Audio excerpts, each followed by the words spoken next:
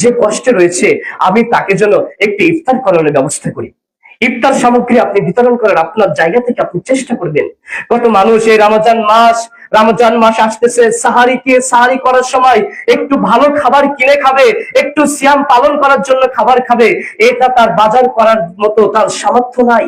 যে ব্যক্তিরা ইফতার পায় না, যার বাড়িতে ইফতার সামগ্রী নাই, তাকে কিন্তু আমাদের সমাজে কেউ একটু ডাকে না। ডাইনিং এ ইফতার প্লেট গুলো সাজানো থাকে, অথচ আপনার আমার বাড়ির পাশের ওই প্রতিবেশী এই রমজান মাসে শুধু ভাত দিয়ে ইফতার করে। নিজে সুন্দরভাবে ইফতার করতেছি, নিজে সুন্দরভাবে খানা পিনা করতেছি, অথচ দেখা যাচ্ছে এই রমজান মাস কত সুন্দর একটি রহমতের মাস।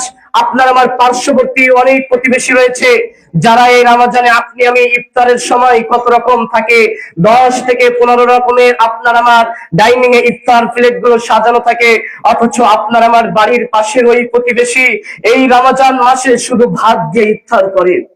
এমনও অনেক প্রতিবেশী রয়েছে, আপনি পাশে নিয়ে খোঁজ নিয়ে দেখুন। এই জন্য সবার জায়গা থেকে আপনাকে আমাকে চেষ্টা করতে হবে, আমি যে ইফতার করতেছি, আমি যখন ইফতার করব, আমি একটি মিসকিন ব্যক্তিকে কমপক্ষে, কারণ একটি মানুষকে ইফতার করানো তো অনেক নেকির কাজ।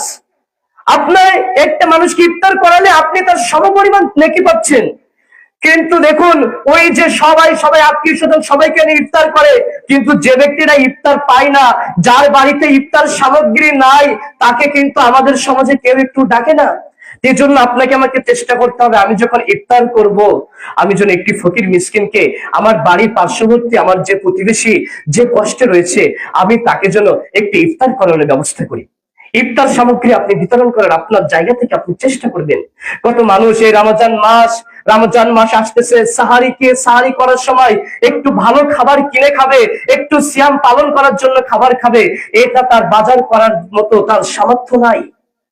আমরা চেষ্টা করব এই রমজান মাসে আমরা আমাদের আশেপাশে যে সকল অসহায় গরিব মানুষ যারা রয়েছে, মিসকিন যারা রয়েছে, আমরা তাদেরকে সাহারি করানোর, ইফতার করানোর আমরা চেষ্টা করব ইনশাআল্লাহ।